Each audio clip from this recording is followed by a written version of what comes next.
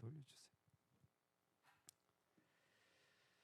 오늘 정복이라는 제목으로 같이 말씀을 나누고자 합니다. 점점 더 악해지는 사람이 있고 또 점점 더 선해지는 사람이 있는 것 같습니다. 오늘 정복 전쟁에 이 암몬 자손을 만나게 되는데 이 암몬 자손을 통하여서 우리가 배울 수 있는 한 가지가 무엇이냐면 우리의 악이 더 심해질 수도 있고 우리의 선이 더 큰 선으로 이어질 수 있다라는 것입니다. 중동을 한 여행하는 목회자가 중동 사람이 이렇게 길을 걸어가는데 나귀 한 마리에다가 이쪽에 물을 한 40kg 또 이쪽에 물을 한 40kg 한 80kg를 이고 가는 나귀를 그렇게 사정없이 때리는 거예요. 그냥 계속 때리는 거예요. 잘 가고 있는데 보니까 나귀는 자기 몸무게가 한 80kg 안 될 것 같은데 80kg나 되는 이 물을 이고 가는 나귀를 계속 때리는 거예요. 너무 화가 나가지고 그 주인의 손에서 그 작대기를 탁 빼서 들고는 여보시오, 하나님이 이 동물도 만들었는데 동물도 귀하게 여겨야 된다고, 말 못하는 짐승이라고 이렇게 때리면 안 된다고. 근데 주인이 그냥 웃기만 하고 다시 길을 걸어 또 때리는 거예요. 습관이에요, 습관. 그래서 한 번 더 그 주인에게 부탁하면서 돈을 좀 주면서 나귀에게 좀 맛있는 것도 사 먹이고 좋은 것도 좀 먹이고 그렇게 하라고.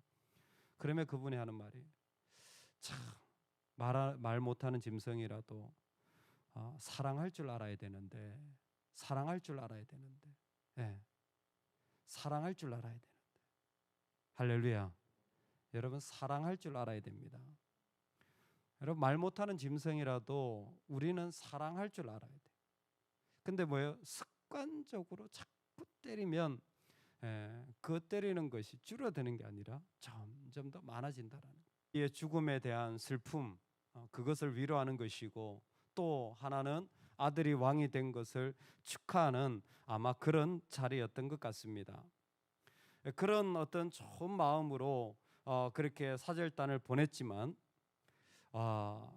이 그 한우는 어떻게 하냐면 그 일들을 가만히 보니까 사절단이 왔는데 그냥 돌려보내는 것이 아니라 그 다윗의 그 사절단의 수염을 자르고 그리고 오늘 보니까 중동 볼기까지 자르고 돌려 보냈다라고 말해주고 있습니다.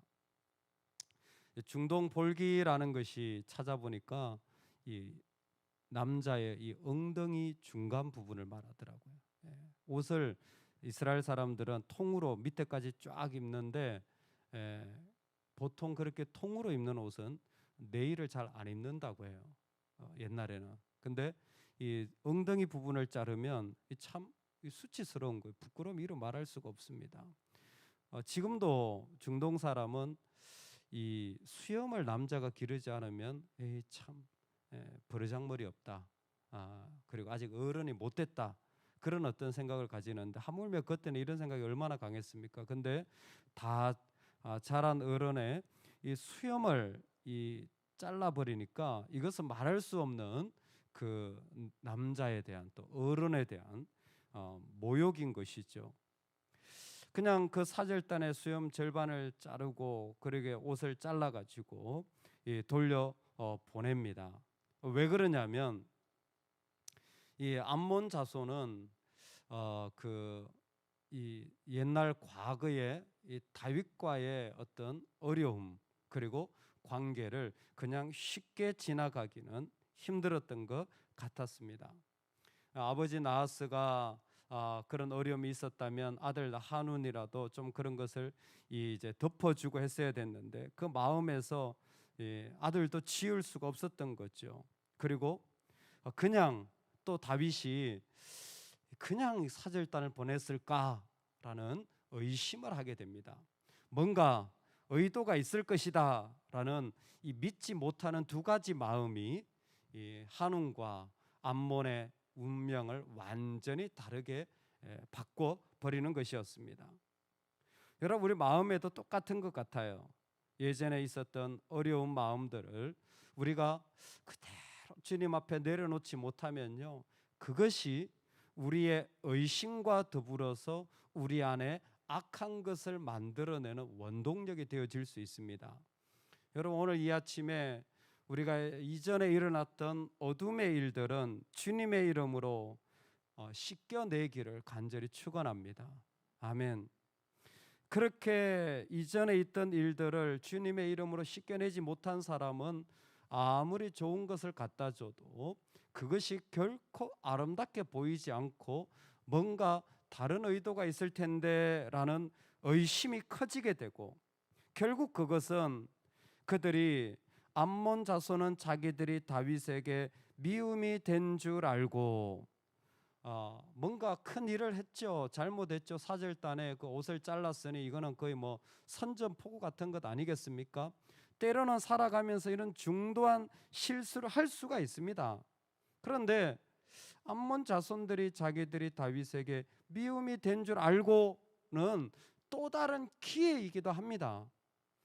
뭔가 미움이 되었다면, 뭔가 잘못되었다면 거기서 돌이킬 수 있는 지점도 바로 이때입니다.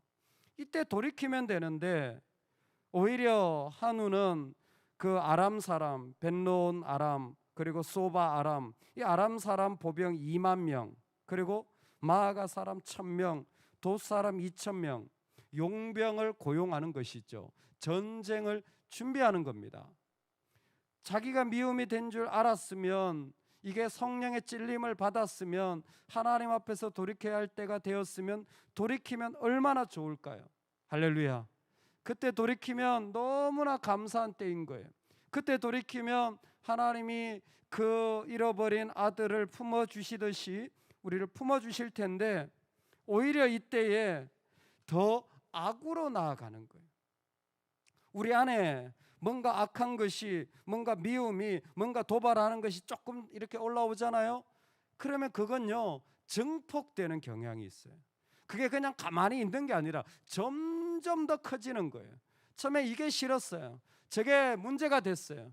그런데 그것만이 아니라 말할 수 없이 다른 것들도 점점 많이 힘들어지는 것입니다.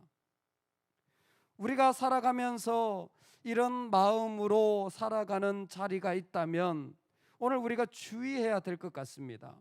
악은, 도발하는 것은, 찌르는 것은 점점 커질 수 있다라는 거예요. 그러니까 이것이 미움이 된 줄 알면 빨리 그 자리에서 멈추고 돌이켜야 되는 것입니다. 암몬은 2,000명, 1,000명, 2만 명의 용병을 구하고는 이것이 자기에게 무슨 도움이 될 것처럼 생각을 하는 거예요. 여러분, 이건 오늘날도 똑같은 것 같아요. 뭔가 미움이 되었으면요, 빨리 회개해야 되는데 그게 아니라 자기 편을 자꾸 만드는 거예요. 악한 자기 편을 자꾸 만드는 겁니다.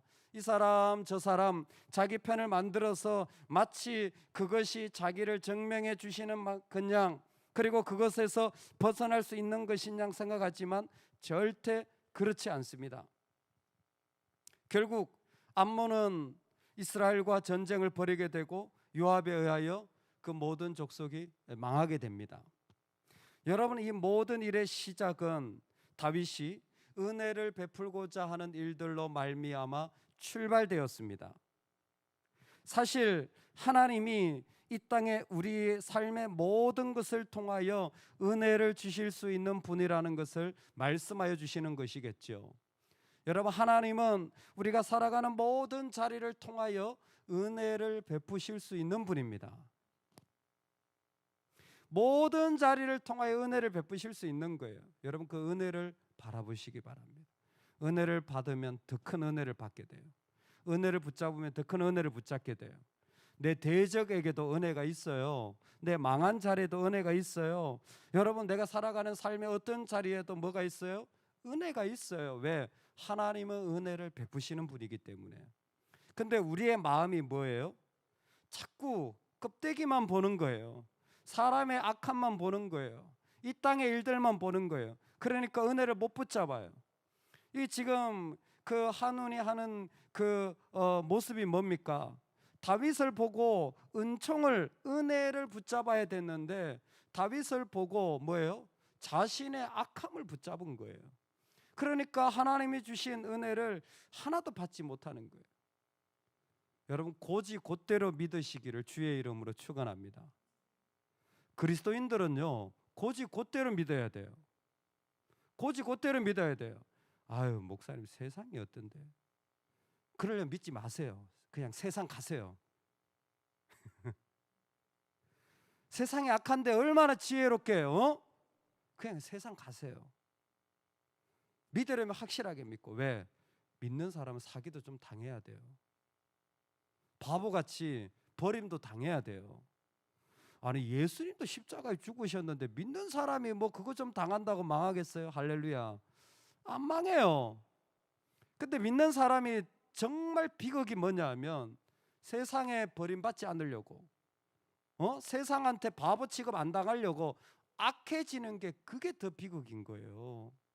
그게 더 가슴 아픈 거예요. 그게 더 십자가의 원수가 되는 길이에요. 모함합니까? 미워합니까? 버립니까? 볼기짝을 때립니까? 수치를 줍니까? 모욕을 줍니까? 그거 받는 게 은혜예요. 그냥 그렇게 받으세요.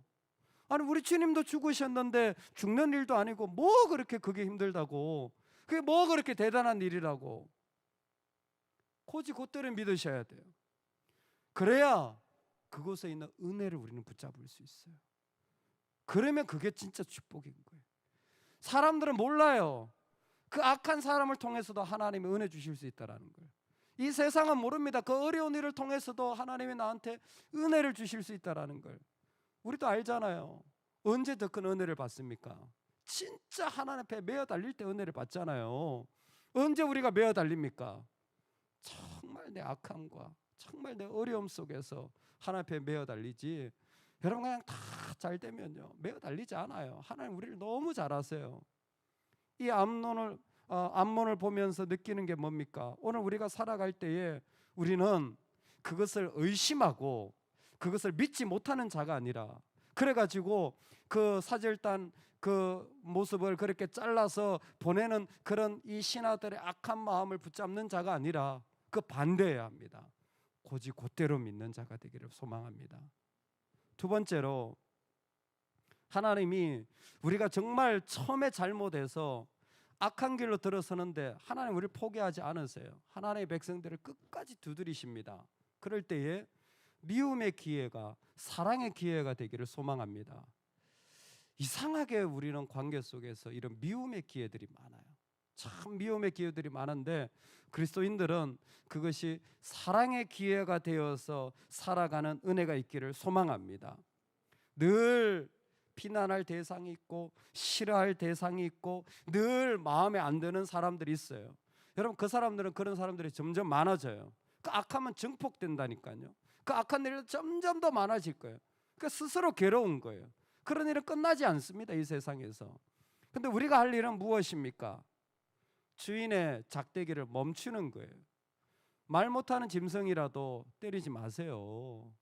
멈추는 거예요. 그거 붙잡는 겁니다. 내 안에 있는 악한 해처리를 붙잡는 거예요. 내가 차라리 돈을 주고 좀 맛있는 거라도 먹여 살리라고, 먹여주라고, 그래서 사랑을 좀 알라고 깨닫게 해주는 게 우리의 축복인 줄로 믿습니다. 오늘 우리가 살아가는 삶의 자리에 하나님의 은혜는 여전히 가득한 줄로 믿습니다. 이 복을 저와 여러분이 누려나가시기를 간절히 축원합니다. 아멘.